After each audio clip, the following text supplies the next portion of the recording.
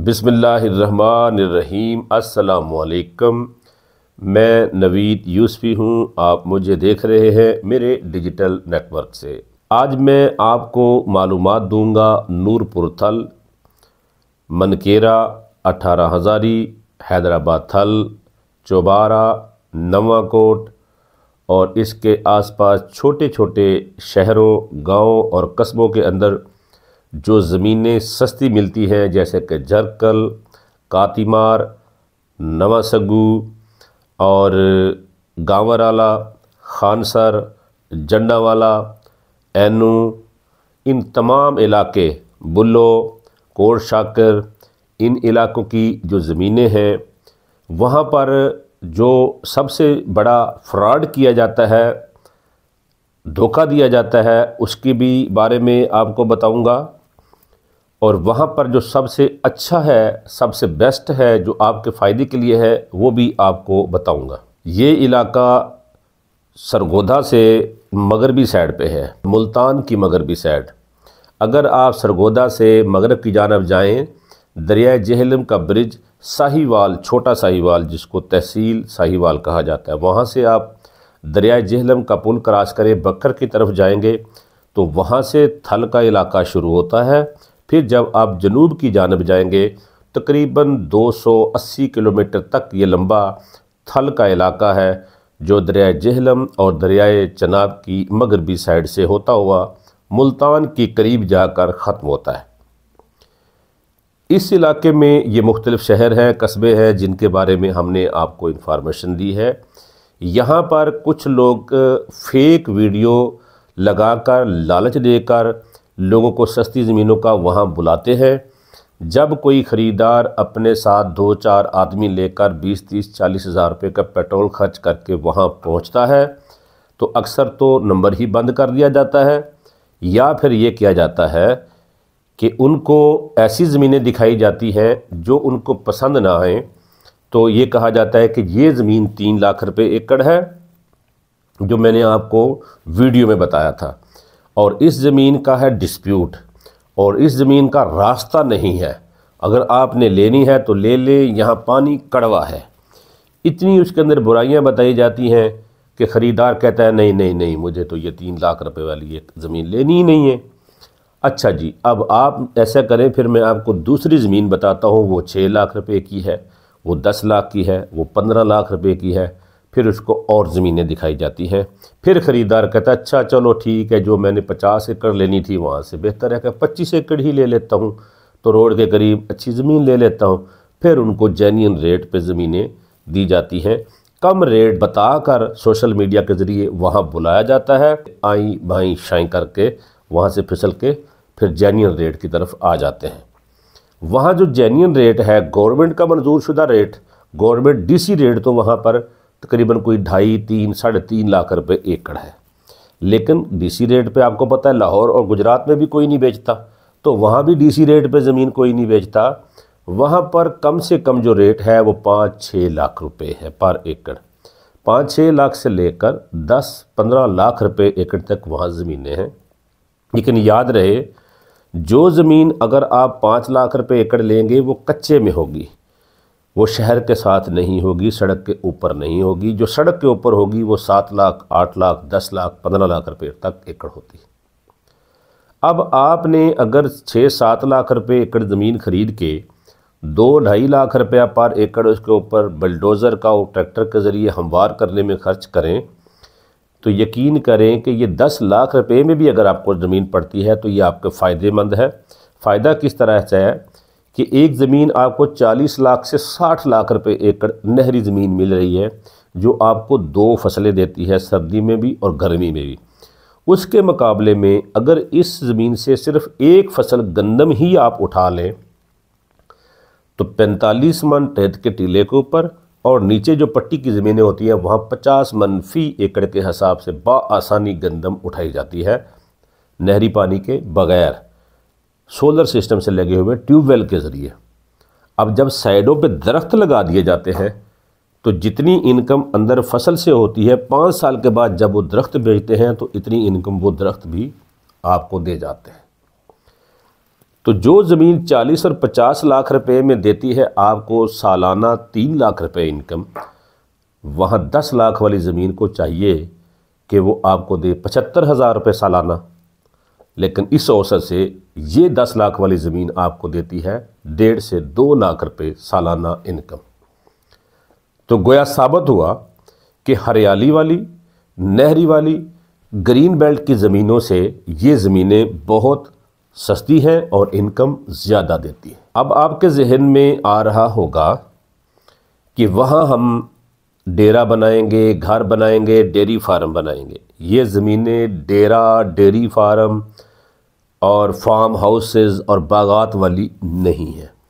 बागात, dairy farm, फूल, ऐसी चीज़ें वहाँ होती हैं जहाँ नहरी पानी लगता है। जो ज़ेरे ज़मीन पानी दरिया का हो तो वहाँ पर ये सारा कुछ होता है, लेकिन दरियाई इलाका तो ये है नहीं।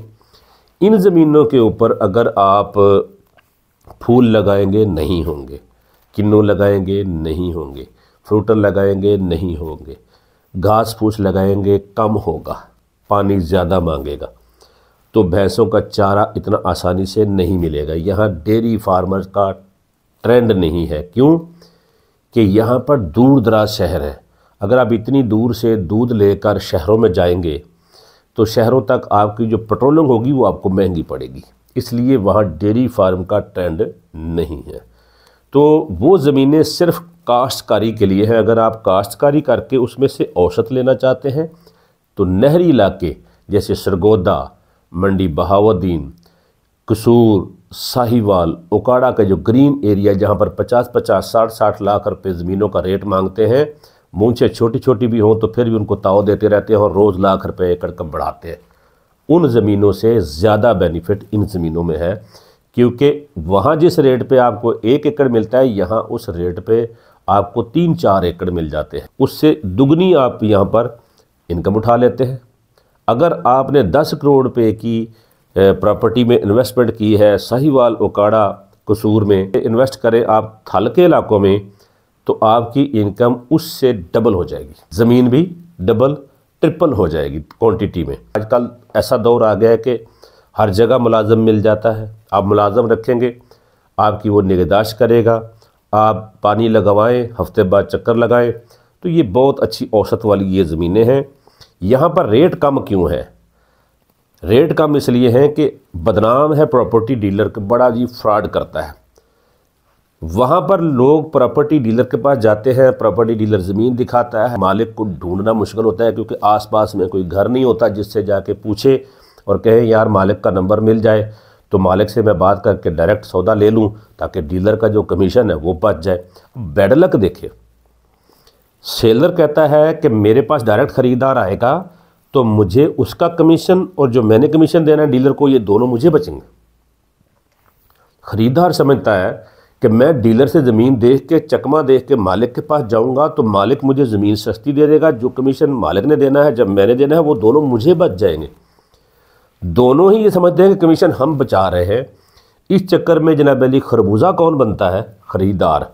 जब ख़रीदार खुद जाता है चकमा दे के डीलर से ज़मीन देख के, या अपने किसी जानने वाले को भेजता है जिसने मालिक को ढूंढना होता है, मालिक समझता है कि ये बंदा मेरा अननोन है, मेरे जानने वाला नहीं है, मैंने इसको कहा नहीं था कि मैं ज़मीन सेल कर रहा हूँ, ये जो मेरे पास आया है ज़रूर इसके पास कोई मुर्गा है।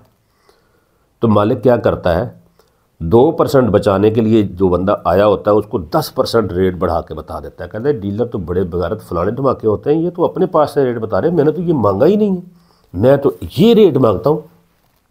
साथ में 10% रेट बढ़ा देता है और लड़के को कहता है मुंडिया रोटी पकाओ चाचे जी होर वास्ते, चंगी जी रोटी पका के उन्होंने खवांदे ने, बड़ी खिदमत करते ने, तो दोनों सेलर ते परचेजर रल के डीलर नूं गालां कढ़दे ने, तो फिर शाम नूं खरीदार साहब जिहड़े ने वो खरबूजा कटवा के 10% दी बकरी लवा के ते घर आंदे ने ते कहंदे ने शुक्र है और डीलर दा 2% कमीशन सानू बच गया, रकबा डायरैक्ट लै लिया। इहदा रिजल्ट की निकलिया है कि जिहड़ियां ज़मीनां 2 साल पहले 20 लाख रुपए एकड़ सन, 20 लाख रुपए एकड़ जिहड़ियां ज़मीनां सन ना 2 साल पहले, 2 साल से 40 लाख रुपये हो गई ने। हुण शहरी प्रॉपर्टियां दा ते मंदा है, हवा खराब है शहरी प्रॉपर्टियां दी कि विकदियां नहीं, तो ਜਿਹੜੇ लोग शहरी प्रॉपर्टियां 'ਚ इन्वेस्टमेंट करते सन उन्हें एग्रीकल्चर प्रॉपर्टियां 'ਚ इन्वेस्टमेंट शुरू कर दी भी यार होर कुछ नहीं तो घर के दाने हो जाएंगे, होर भी बड़ा कुछ बन जाता है। वो जनाबली ज़रूरी ज़मीनों 'ਚ इन्वेस्टमेंट करन लग पे ने।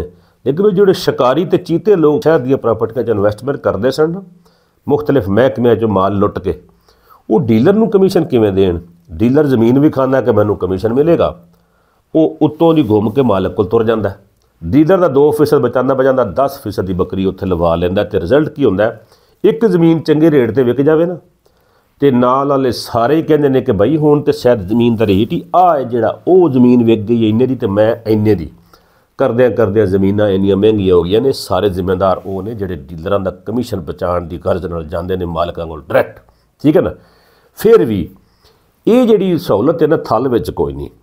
थल विच जिहड़ा डीलर किसी नूं ज़मीन विखांदा ना, खरीदार जिहड़ा ना मालक नूं लभ नहीं सकदा, क्योंकि उहदी अड़ोसी पड़ोसी कोई बंदा ही नहीं हुंदा जिहड़ा दस्से भी आ ज़मीन फलाणे चौधरी साहब दी है तो यह ज़मीन फलाणे मलिक साहब दी है तो वह फलाणी जगह ते बैठे ने। तो अगले फोन करन बाजी तुहाडा रकबा लैना चाहते हैं, तुहाडा भी कमीशन बचाना चाहते हैं तो अपना भी कमीशन बचाना चाहते हैं, बाजी इकट्ठे मिलीए ना, आ डीलर फलाणे धमाके विच पए ने ते कढ़ीए आपां। उत्थे यह काम नहीं, जिहदी वजह तो उत्थे हजे रेट कंट्रोल्ड ने। तो जिहड़े भरावां ने ज़मीन थल विच लैनी है ना वो मेरे नाल राबता करो। राबता मेरे नाल करना है तो याद रखियो मैं खर्चा वर्चा पहलों लैंदा ने फिर जांदा ने। एवें मैं किसी की गड्डी ते बह के भज नहीं पैंदा कि चलो जी तुहानूं मैं रकबे विखाना, तो उत्थे जाके खरीदार उस नाई नूं कहंदा तू रकबे विखा, मोटरसाइकिल नूं कहंदे यार कोई तेरे कोल रकबा है तो विखा। तो उन्हां बंदियां कोलों बचण वास्ते फिर मैं जिहड़ा ना पहले एडवांस कोई ना कोई पैसे लैना वा। जिहड़ा बंदा मैनूं एडवांस खर्चा दिंदा उहदा बहुत सारा कीमती टाइम मैं बचाना, उन्होंने बहुत सारे धोखे और फराडा तो बचाना, क्योंकि मैं चप्पे चप्पे का वाकफ हाँ उस इलाके का और मैं उस इलाके की दाई हाँ। तो जिन्हें मेरे तजर्बे तो फ़ायदा चुकना है, मेरे नॉलेज तो फ़ायदा चुकना है, मेरे नाल मुलाकात करे। लाहौर लैंडमार्क प्लाजे च मेरा दफ्तर है, उत्थे मैं सैकंड टाइम बहना, मेरे नाल मुलाकात करो, मेरे नाल एग्रीमेंट करो। जिहड़ा रकबा मैं लैके देवांगा जदों तुसीं वेचना चाहो 3 महीनों के विच तुहानूं रकबा वेच के पैसे तुहानूं देवांगा। जदों वेचना चाहो मेरे नाल एग्रीमेंट कर लेना, लेकिन कमीशन और खर्चा इंतकाल का सारा कढ़ के फिर तुहानूं प्रॉफिट भी मिलेगा जिहड़ा मैं रकबा लैके दें, क्योंकि मैं महंगे रकबे ते पार्टी नूं लैके नहीं जांदा। मैं किहड़ा किसी दा बद्धा होया या मेरी मजबूरी है, मेरे कोल विकण वाले भी बड़े जे, मेरे को लैन वाले भी बड़े जे। इस वास्ते मैं टाइम उत्थे देना हुंदा जिथे मैं संजीदा होना या जिहड़ा मैनूं संजीदा गाहक मिल जाए। अगर तुसी प्रॉपर्टी थल विच लैण वास्ते संजीदा हो तो तुहानूं मैं थोड़ा जिहा दस देना, 5 लाख रुपए का घट तो घट रकबा कच्चे दे उत्ते मिलना है, पक्की सड़क ते 5 लाख का रकबा कोई नहीं। ये सारे झूठे बंदे जिहड़े कहंदे जी 3 लाख का किला लै लो, 2 लाख का किला लै लो जी, इन्ने लाख का किला। भाईजान जिथे 50 मन गंदम होवे 3000 नूं मन लाओ तो 1.5 लाख की गंदम 30,000 खर्चा लाओ, 1,20,000 तो एक 5 महीनों के विच गंदम पैसे पूरे कर दिंदी है। किहड़ा पागल तुहानूं 1 लाख रुपए की ज़मीन उत्ते देगा? ये सिर्फ फ्राडीए ने, ये उत्थे बैठे ने इलाके 'च बैठे ने, इन्हां दा की जांदा हिंग लगे ना फटकरी। सानूं जिहड़े दूरों जाण वाले बंदियां दा नुकसान हुंदा, असीं अपना भी नुकसान बचाना हुंदा ते तुहाडा भी बचाना हुंदा। इस वास्ते 5 साढ़े 5 लाख 6 लाख की ज़मीन गैर आबाद होएगी और 2-2.5 लाख खर्च करोगे तो आबाद होएगी, ठीक है जी। फिर नहरी पानी कोई नहीं हुंदा। दूसरी गल है जी 7 लाख रुपए तो लैके 10 लाख रुपए तक ये ज़मीन तुहानूं गैर आबाद मिल जाएगी सड़क के उत्ते। सड़क के उत्ते 7 लाख तो 10 लाख रुपए तक सड़क के उत्ते ज़मीन मिल जाती है गैर आबाद। 10 लाख तो 15 लाख रुपए तक ज़मीन जी होंगी ना वो कुछ ना कुछ आबाद होंगी है तो कुछ गैर आबाद होंगी है, वो भी मिल जाती है। वो मिल जाती है कच्चे ते। अगर पक्के के उत्ते ज़मीन आबाद लैनी है तो 15 लाख तो 20 लाख रुपए तक ज़मीन तुहानूं मिलेगी जी पक्की सड़क के उत्ते होएगी तो ज़मीन आबाद होएगी। ये तुहानूं थोड़े जे अंदाजे दसे ने, लेकिन फिर भी हर रकबे का अपना रेट होंदा है लोकेशन वाइज।